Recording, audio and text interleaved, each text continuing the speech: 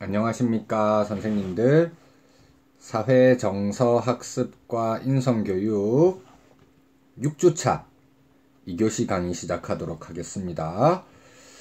저희 1교시부터 해서 조나선 하이트 주장에 대한 조금 대안적인 논의가 될 수 있는 조슈아 그린의 입장에 대해서 보고 있고요.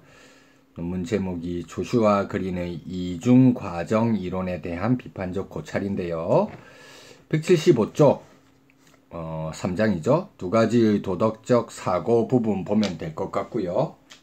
이게 바로 이중과정 이론과 직접적으로 연결되는 부분입니다. 듀얼 프로세스 티어리라고 하는 것이죠. 어떤 내용인지 한번 보도록 할까요? 인간의 도덕적 사고가 서로 구분되면서도 서로 영향을 미치는 두 가지 차원의 방식으로 이루어진다는 논의는 헤어나 싱어 등의 사상가들을 통해 이미 주장되어 온 바가 있습니다. 어떻게 주장했는지 각주를 한번 살펴보도록 할게요. 14번 각주. 헤어는 도덕적 사유를 직관적 수준과 비판적 수준으로 구분합니다. 그에 따르면 직관적 사유의 한계를 해결하기 위해 요구되는 비판적 사유는 도덕 언어의 논리에 기초를 두고 있는 보편적 규정주의의 추리 방법을 따르는 것으로 행위공리주의적 방식으로 사유하는 것과 실질적으로 동일합니다. 우리는 비판적 사유를 통해 직관을 정당화하고 직관의 갈등을 해결하며 직관으로 해결하기 어려운 윤리적 문제의 지침을 제공할 수 있습니다. 자, 이게 과학기술 발달하기 이전에 헤어라고 하는 사람이 조금 철학적, 규범적으로 주장했던 내용인데요. 과학기술 발달을 증거로 힘을 입은 그린이라는 사람도 거의 비슷한 말을 하고 있습니다. 자, 그 다음 15번의 싱어. 헤어의 제자가 싱어라고 할 수 있는데요. 싱어는 해 원조에 대한 자신의 책에서 헤어의 두 수준 이론을 인용합니다. 그에 따르면 직관적 수준에서 사유할 때 우리와 가까운 사람들에 대한 편향된 선호나 특수한 의무를 따르는 것이 바람직할 수 있습니다. 다만 그것이 다른 나라의 기아나 절대 빈곤 같은 특별한 문제와 갈등하는 경우 비판적 수준에서 공평하게 사유하여 가까운 사람에 대한 특별한 의무를 우선시하지 않을 수도 있습니다. 싱어의 이러한 논의는 지구화 시대의 거시적 문제에 대해 직관적 수준 이상의 비판적 수준의 사유가 필요함을 지적했다는 점에서 그 의의가 큽니다. 실제 이제 헤어가 죽었을 때 거의 가장 유명한 제자인 싱어, 피터 싱어는 아마 선생님들께서도 너무 잘 알고 계실 텐데요. 이 싱어가 이제 추도사를 낭독했는데 거기서 언급한 인물이 조슈아 그린입니다. 선생님과 제가 그동안 계속 주장해왔던 도덕적 사유의 두 수준 이론이 과학기술 발달로 그 증거를 마련하게 되었습니다. 이렇게 하면서 조슈아 그린이 더 핫한 이미지가 되었죠. 해외 원조 하니까 이제 떠오르는 이야기인데, 제가 이 논문 쓴 게 2019년이잖아요.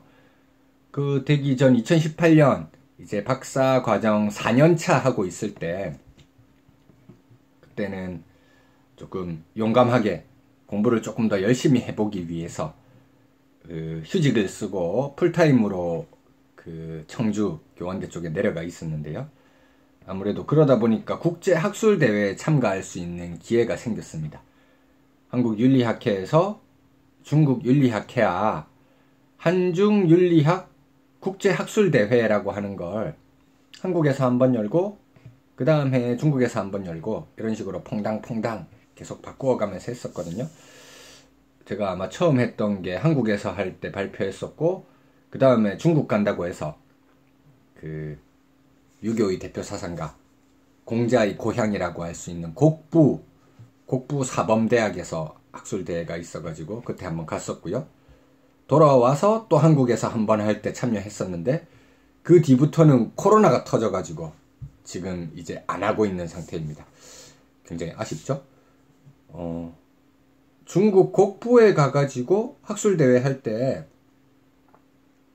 첫째 날에 세션별로 이렇게 막 학술대회를 하다가 저녁 시간이 되면 이제 좀 각 나라에서 유명한 학자들이 단상 위에 올라가서 편안하게 이제 대화를 하는 그런 시간을 주죠. 물론 플로어에는 청중들이 쫙 깔려 있고요. 근데 여기 청중들은 일반 뭐 학부생, 대학원생, 물론 대학원생들이 있긴 했네요. 그런 청중들도 아니고 중국과 한국에서 온 윤리학 공부하는 교수들 엄청 많았습니다. 근데 이제 제가 기억에 남는 것 중에 하나가 중국 교수님이 이야기했는데 내가 오늘 참여했었던 세션에서 정말 깜짝 놀랄 만한 터무니없는 이야기를 들었다.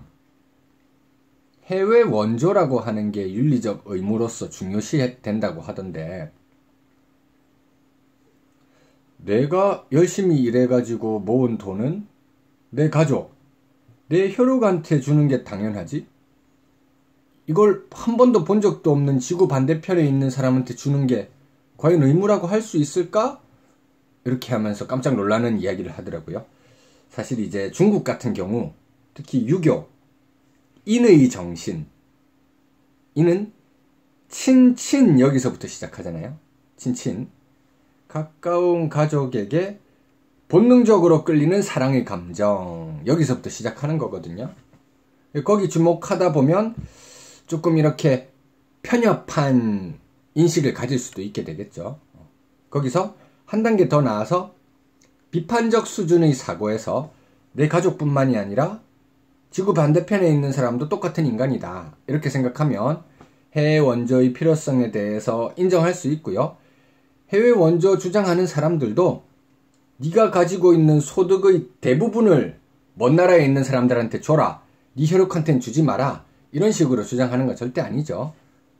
소득의 선진국 기준으로 1% 정도만 해외 원조에 활용해도 그 1% 가지고 극빈한 그 후진국 사람들은 한 달 정도 살 수 있는 끼니 해결할 수 있다는 것이죠. 그런 방식으로 생각해 보면 해외 원조, 직관적으로 생각하는 것과 비판적으로 생각하는 건 다를 수 있다. 좋은 사례가 될 수 있을 것 같습니다. 자, 각주에 내려가다 보니까 조금 이야기가 길어졌고요. 다시 위로 올라와서요. 다만 이들의 주장은 규범적이고 철학적인 측면에 근거하여 전개되는 경향이 강하였는데 헤어나 싱어가 그랬다는 겁니다. 그린의 이중과정 이론을 통해서 도덕적 사고의 두 가지 수준에 대한 논의는 비로소 경험적이고 과학적인 근거를 확보할 수 있는 계기를 마련하게 되었습니다. 이제 의진 선생님께서는 좀 굉장히 젊은 교사시고 은영 선생님께서도 뭐 이제 저보다 연배가 좀 더 있으시긴 하지만 열정적으로 잘 교육 활동에 참여하고 계시는 교사시죠. 두 분 다 저랑 어떻게 보면 같이 학교를 다녔던 시기가 미묘하게 달라가지고 제가 말하는데 공감이 되실지 조금 모르긴 하겠습니다. 요즘은 그렇지 않은데 저희 때 고등학교 끝나고 대학교 들어올 때 대학 합격한 입학 선물로 제일 받고 싶은 위시리스트 이렇게 하면 보통 이제 1등으로 뽑히는 거는 노트북이고요. 지금도 아마 노트북이 1등일 것 같긴 합니다. 이제 공부할 때 지금은 더 필수적인 게 됐죠. 저희 때는 2등으로 뽑히는 게 디지털 카메라라고 하는 게 있었어요. 디지털 카메라. 일반 카메라랑 조금 다른 건데 예전에는 작품 사진 찍는 그런 사람들이 쓰는 카메라 아니면은 보통 사람들이 쓰는 카메라 있는데 보통 사람들이 쓰는 필름 카메라는 조금만 빛 조절 잘못하고 이렇게 해도 완전히 노랗게 변해서 나오고 이런 문제가 있었었죠. 아마 은영 선생님께서는 무슨 이야기인지 이해가 대본에 되실 것 같습니다. 그래서 디지털 카메라라고 하는 좀 손쉬운 카메라가 나와서 어떤 상황에서든 찍으면 전문가가 찍어주는 것과 비슷한 정도의 사진이 나올 수 있는, 그게 한때 되게 유행했었습니다. 뭐 노트북은 100만원 넘어가니까 이거 선물로 받기 좀 부담스러울 수 있고, 디지털 카메라는 한 50만원대, 싼 거는 20만원대까지 있고, 이렇게 해서 그거 선물로 받기를 굉장히 원했었거든요. 요즘은 스마트폰에 더 화소가 높은 카메라가 내장되어 있어가지고 디지털 카메라 이런 거 사는 사람은 아마 거의 없을 것 같긴 합니다. 자, 왜 이야기를 하느냐? 그린이 우리가 가지고 있는 도덕적 두뇌를 디지털 카메라에 비유하고 있습니다. 자, 인간의 도덕적 두뇌가 가지는 서로 다른 두 가지의 도덕적 사고에 대한 설명은 그린이 제시한 디지털 카메라의 비유를 통해서 적절하게 나타납니다. 어떻게 비유하고 있는가 보도록 할까요? 나는 다른 것들과 마찬가지로 상호 보완적인 두 가지의 방식으로 작동하는 디지털 카메라를 가지고 있다. 그것은 전형적인 촬영 상황에 최적화된 초점을 잡고 바로 찍는 다양한 자동 설정을 가진다. 첫 번째는 자동 설정입니다.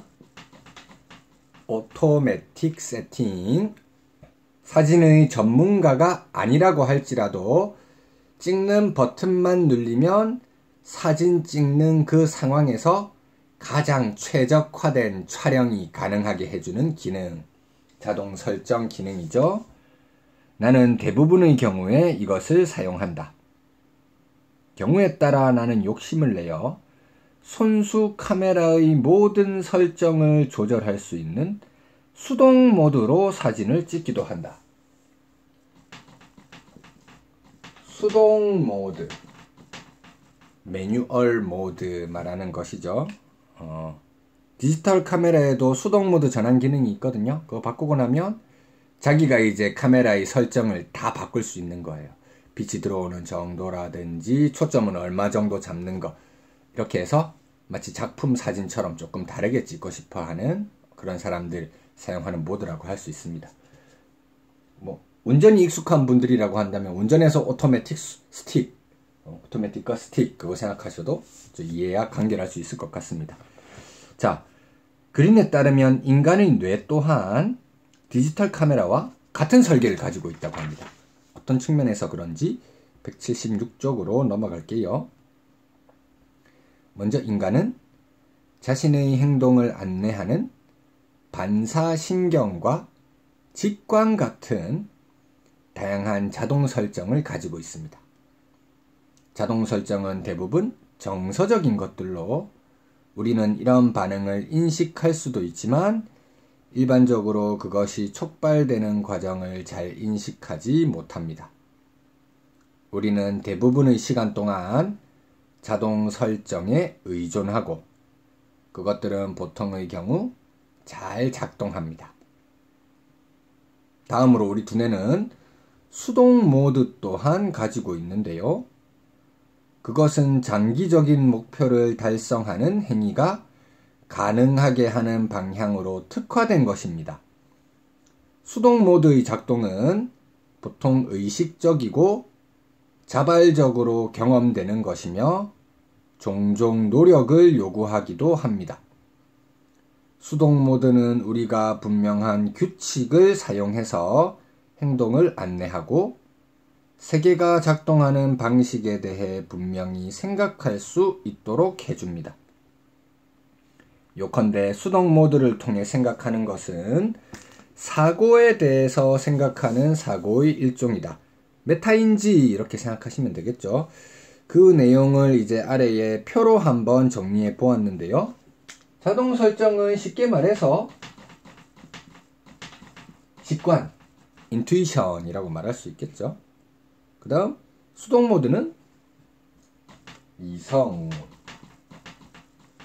이성이라고 말할 수 있는 것입니다. 자, 그린이 이제 과학적인 연구 성과를 도입했다고 했잖아요. 그 하는 대표적인 방법이 그 fMRI 기계 속에 실험 대상자들을 넣어두고 여러 가지 도덕적 문제 상황 제시한 다음에 답변하게 하는 거죠. 정서적인 측면을 요하는 답변, 그리고 이성적인 측면을 요하는 답변, 그때 각각 두뇌의 어떤 부분이 활성화되는가 fMRI 촬영을 한 것입니다. 그렇게 해봤더니 자동 설정, 직관이 활성화될 때는 복내측 전전두 피질 VMPFC가 활성화되더라. 복내측 전전두 피질 VMPFC가 활성화되더라는 겁니다. 인간도 직립보행하기 전에는 이제 사족보행 했을 테니까 그때 배복자죠. 배 안쪽에 있는 뇌의 부분, 아마 두뇌에서 앞쪽 부분 정도 될 것 같네요.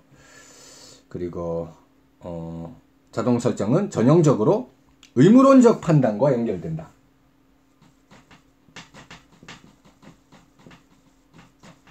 칸트적인 방식의 판단 이해해 주시면 좋을 것 같습니다. 그 다음 수동 모드, 배외측 전전두 피질 DLPFC라고 하는 부분이죠. 배, 등배자니까 이거는 이제 뒤통수 부분, 요 위쪽 부분에 활성화되는 거라고 할 수 있겠고요. 요것은 전형적으로 결과주의적인 판단과 연결된다. 벤담이나 밀, 공의주의 대표자잖아요. 공의주의가 결과주의의 가장 유명한 그런 입장이죠. 의무론, 결과주의 이렇게까지 좀 간단하게 정리가 되어 있고요. 어떤 방식에서 이렇게 정리가 될 수 있는지 또 읽어가면서 보충하도록 하겠습니다.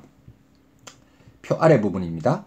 그리는 도덕적 사고의 두 가지 종류 구분에 대한 자신의 주장을 입증하기 위해 최근의 뇌 영상 연구들을 적극적으로 활용합니다.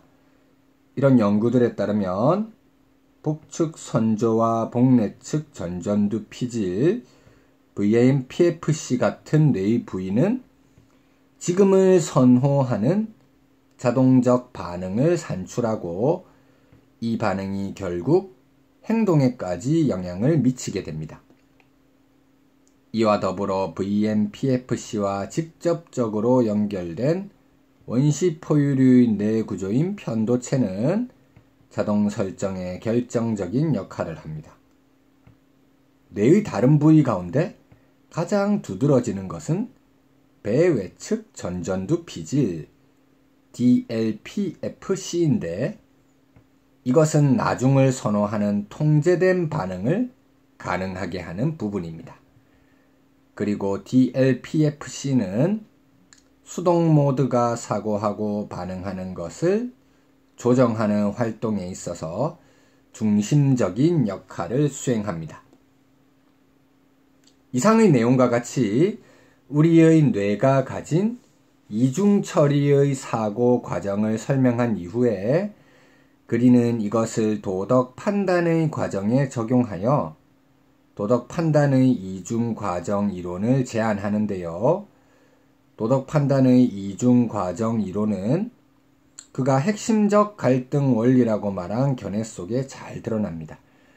전형적으로 의무론적인 판단은 자동적인 정서적 반응에 의해서 우선적으로 지지된다.